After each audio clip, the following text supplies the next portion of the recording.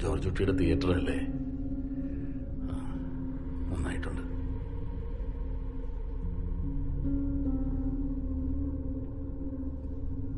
ഞങ്ങൾ വന്നിട്ട് 2 ആഴ്ചയായി.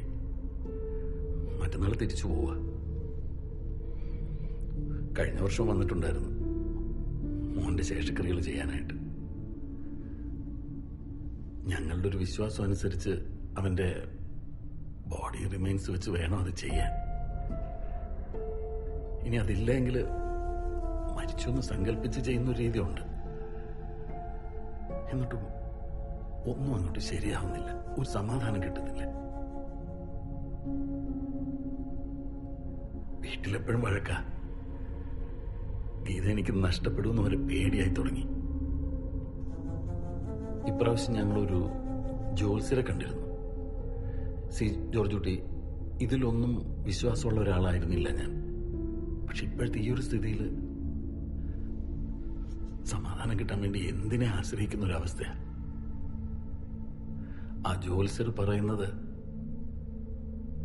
മോന്റെ ആത്മാവിങ്ങനെ ഗതികിട്ടാതെ അലയാണെന്നും അവന്റെ ബോഡി റിമൈൻസ് വെച്ച് ശേഷക്രിയകൾ ചെയ്തെങ്കിൽ മാത്രമേ ഇതിനൊരു പരിഹാരമാവുള്ളൂ എന്നാ. അതെവിടെയാണെന്ന് ഒന്ന് പറഞ്ഞോളൂ ജോർജ് കുട്ടി.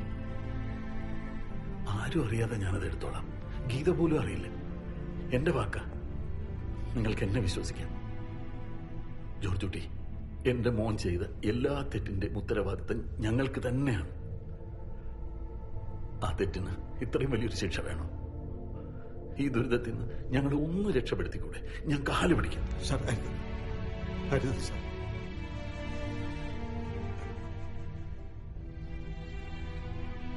സാറിനെ വിശ്വാസക്കുറവുണ്ടായിട്ടല്ല. സഹായിക്കണമെന്ന് ആഗ്രഹമുണ്ടെങ്കിൽ കൂടി എനിക്കതിന് കഴിയില്ല. സാറേ, ഇനി എന്നെ കാണാൻ വരരുത്. ഞങ്ങൾ മറക്കാൻ ശ്രമിക്കുന്ന ആ ഓർമ്മകളിലേക്ക് വീണ്ടും വേണ്ട സാർ. ഞാൻ നിസ്സഹായനാണ്.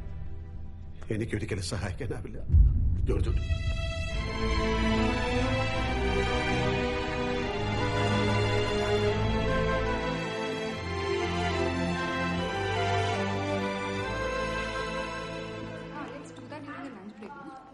നിങ്ങളിത് നോട്ടാ ക്ലാസ്സില്ലേ?